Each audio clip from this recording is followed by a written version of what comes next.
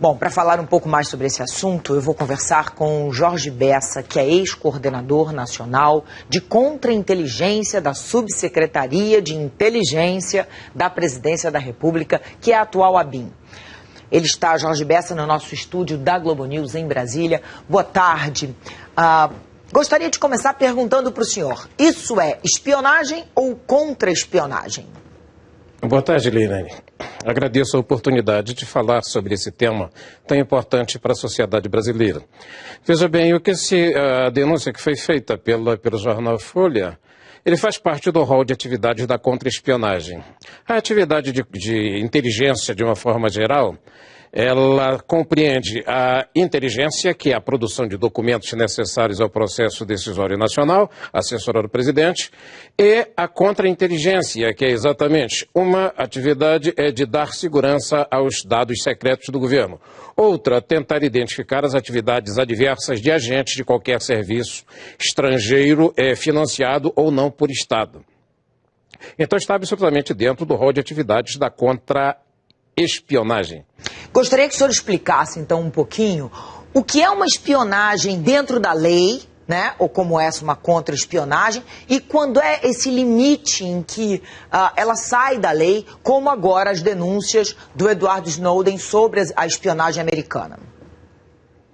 Leilane, existe muita fantasia em relação a isso, muita gente querendo ser bom moço.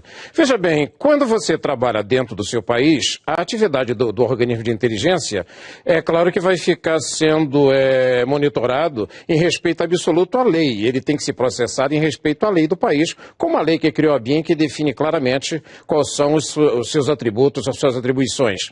Não é? Quando essa organização necessita de dados fora do país, aí é o que se vê hoje com essa denúncia dos Estados Unidos e de qualquer outro país, não é? As leis já não atingem você. Então, a busca de dados, a lei que cria a BIM dá a ela a obrigação de buscar dados que interessem ao processo decisório nacional, dentro e fora do país. Obviamente, a lei não vai me atingir lá fora, sendo bem claro e franco. Agora, dentro do seu país, você tem que realizar essa contra-espionagem também em respeito estrito à lei. E uma falha muito grave, por exemplo, por respeito à lei, a ABIN não pode fazer interceptação telefônica. Então é muito difícil, é muito complicado você realizar a contra-espionagem que visa detectar a presença de agentes adversos, de agentes de organizações de inteligência estrangeira no país, sem ter esse instrumento necessário. Entende? Então fica muito difícil. Os agentes vão ter que se basear nessa busca de acompanhamento de pessoas, aqueles pretensos ou que, pelo perfil de atividade que desenvolvem, demonstram estar exercitando atividade de inteligência. Pela sua experiência, chegou a ser uma surpresa para o senhor essa questão dos Estados Unidos espionarem Brasil, França, Alemanha e outros países aí, agora como vem sendo denunciado? Eu tenho dito sempre nas conversas, quando trato desse tema, que uma das melhores coisas foi essa denúncia do Snowden. Não que a denúncia em si, não que os documentos por ele mostrados tenham algum valor, porque efetivamente não tem nada ali, se você analisar, que comprove a ação de espionagem. Diz do potencial de você fazer, utilizando as ferramentas que ele tem, de você conseguir dados privilegiados, etc. Certo? Mas pelo menos está levando a sociedade a discutir a questão da espionagem. Eu digo sempre, a coisa que nós temos que ter, todos nós, pertençamos ou não ao governo, ou sejamos empresários, temos que ter a clara noção que espionagem é uma atividade do dia a dia. Se você não realiza, tenha plena certeza que outro Estado está realizando contra você. E é exatamente por isso eu trabalhei muito tempo, chefiei o departamento de contra-espionagem, e a gente via a atuação dos agentes estrangeiros aqui. E exatamente por isso, por termos uma contra-inteligência muito pequena, muito carente de recursos tecnológicos e muita coisa que faltava, nós resolvemos criar o que é chamado hoje, no site da ABIN, tem o que se chama o Programa Nacional de Proteção ao Conhecimento Sensível, que exatamente visava a sensibilizar as autoridades do país e o empresariado, as pessoas de uma forma geral, sobre essa ameaça permanente da espionagem.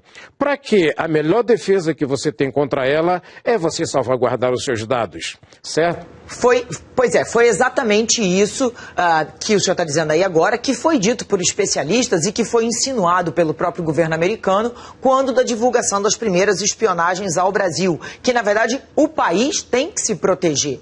Agora, aí eu lhe pergunto, qual é o limite ético dessa invasão, digamos assim, nos dias de hoje, em que a gente sabe que privacidade cada vez mais é um artigo raríssimo? Certo.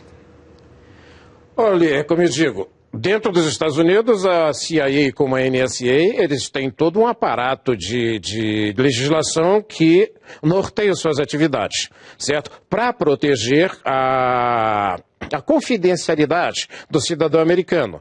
Agora, quando chega para fora, a história é outra. Né? Diz-se que o limite para a espionagem é somente quando a organização é pega em flagrante. Certo? Então veja bem, como se fala muito que nas relações internacionais não existem amigos, apenas aliados e muitas vezes temporários, certo?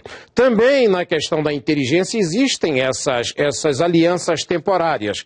Então nós trabalhamos muito tempo com CIA, trabalhamos muito tempo com a maior parte dos serviços de inteligência do mundo no passado, quando tínhamos objetivos em comum a trocar. Então isso é uma prática absolutamente normal que tenha troca de informações e a presença de oficiais dentro das embaixadas, certo? Isso é uma tolice muito grande, é a pessoa bancária, não sabia disso, jamais fui informado disso, que havia gente dentro da embaixada. Toda organização de inteligência, em princípio, mantém pessoas dentro da embaixada.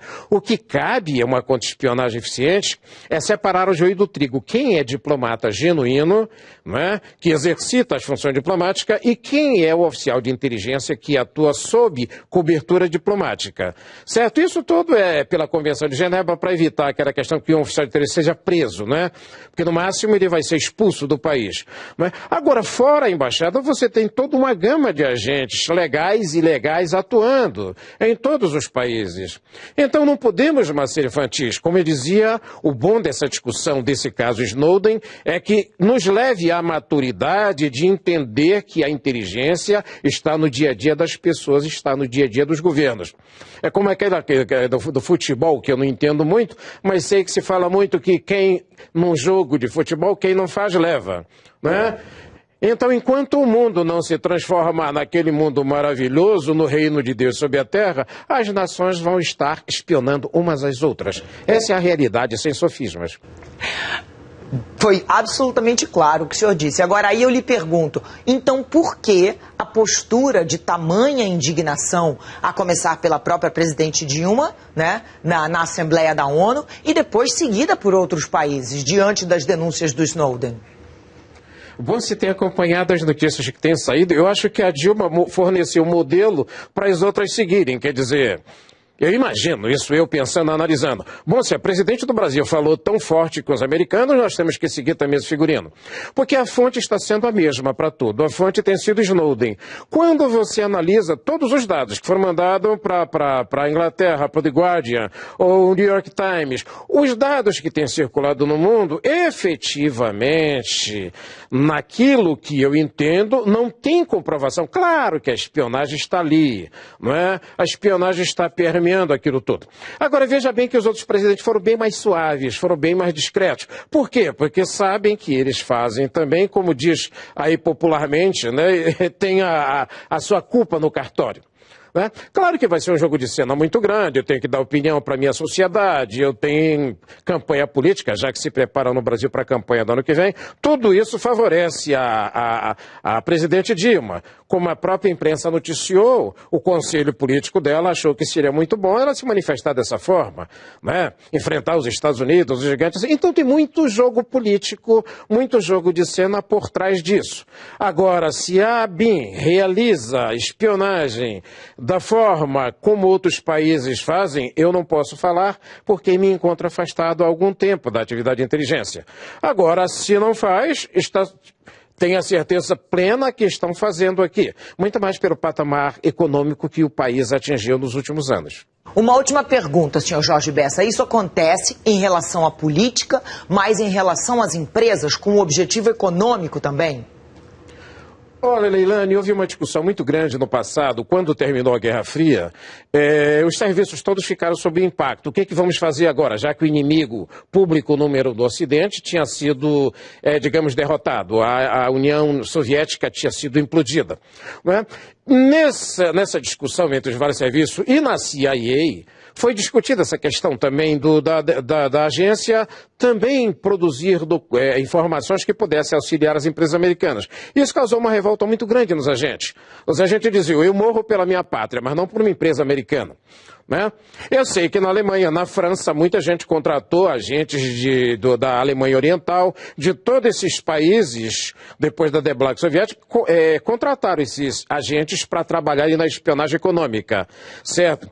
Eu quero crer que seria mais rentável e mais efetivo, por exemplo, se as grandes empresas de petróleo financiassem elas próprias suas operações de espionagem, porque para isso elas dispõem de verba fantástica, verba fabulosa, para exercitar ações de espionagem nos países ou em cima das empresas que elas têm interesse. Então, acho que também o Snowden e o representante dele, jornalista aqui no Brasil, jogou muito pesado nisso em relação à Petrobras. As próprias autoridades da Petrobras desmascararam e desmentiram que não houve até agora nenhuma constatação de violação de segredo ou de penetração dentro do sistema da Petrobras. Então, eu acho que as empresas fariam melhor essa espionagem econômica do que a própria agência oficial de inteligência, no caso a CIA. Senhor Jorge Bessa, ex-analista da ABIN, muito obrigada pela sua participação aqui na edição das 6 e pela clareza das suas respostas. Boa noite. Agradeço pela oportunidade. Boa noite, Leila.